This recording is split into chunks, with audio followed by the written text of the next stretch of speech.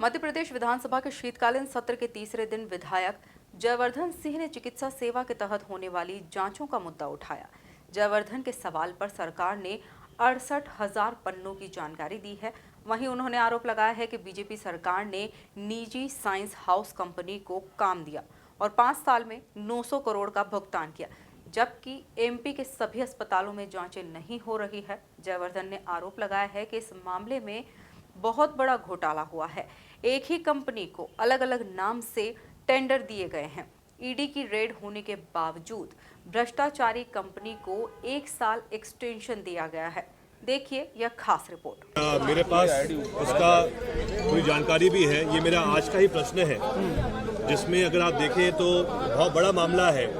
अकेले पिछले 4-5 साल में पूरे मध्य प्रदेश में चिकित्सा सेवा के अंतर्गत जो जांचें होती हैं, ब्लड टेस्ट की जांचें होती है, पैथोलॉजी की जांचें होती हैं, ये पूरा काम भाजपा सरकार ने निजी कंपनी साइंस हाउस को आउटसोर्स किया है और इस कंपनी को पिछले 4-5 साल में 900 करोड़ का भुगतान हुआ है।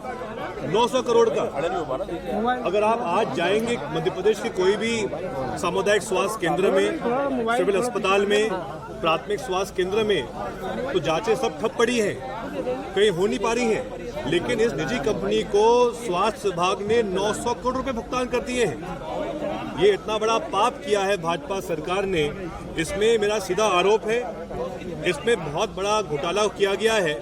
जहाँ पे जिन लोगों ने टेंडर किया था, L1, L2, L3 ने ही मिलके इसमें साजिश कर ली और एक साथ मिलके उन्होंने काम किया है। इसमें मेरे पास ये जानकारी भी है कि जहां ये आदेश है केंद्र सरकार का कि चिकित्सा सेवा के लिए जीएसटी लागू नहीं होती है, लेकिन इन्होंने 18% जीएसटी लागू करी। मेरे पास उत्तर में इसकी जानकारी है। आज मुझे इस उत्तर में पेन ड्राइव पे 68,000 पन्नों की जानकारी मिली है। कितनी?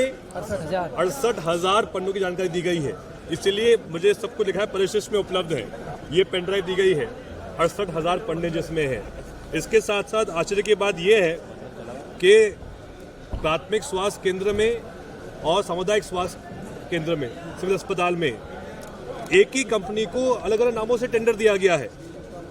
एक टेंडर मिला है POCT साइंस हाउस, दूसरा टेंडर मिला है साइंस हाउस प्राइवेट लिमिटेड को। और आश्चर्य की बात यह है, दोनों कंपनियों में रेट अलग अलग है। कंपनी एक है, लेकिन एक टेंडर में रेट अलग है, एक में अलग है। तो ये कहीं ना कहीं मेरा सीधा आरोप है, हजारों करोड़ का घोटाला किया गया है इसके माध्यम से। और जैसा आपने कहा कि ईडी की रेड होने के बावजूद मध्य प्रदेश सरकार इतनी महान सरकार है भाजपा की कि एक भ्रष्टाचारी कंपनी को, जिस पर आरोप सिद्ध हो चुके हैं कि इसने पैथोलॉजी में फर्जीवाड़ा किया है, उसी कंपनी को 2 जुलाई 2025 को 1 साल का और एक्सटेंशन दे दिया। मतलब भाजपा सरकार कह रही है खूब भ्रष्टाचार करो, खूब पैसे कमाओ। वो लोग जो अस्पताल जाते हैं इस उम्मीद के साथ कि उनकी सही ब्लड टेस्ट होगी, सही जांचें होगी, जांचें सही नहीं करवा रहे हैं, बल्कि दोषी कंपनी को और टेंडर का एक्सटेंशन कर रहे हैं 1 साल और के लिए, ताकि वो और मालामाल हो जाए और पैसे कमाए और जो मरीज जाए वो भटकते रहे। ये सच्चाई मोहन यादव जी की सरकार की। थैंक यू, बहुत बहुत धन्यवाद।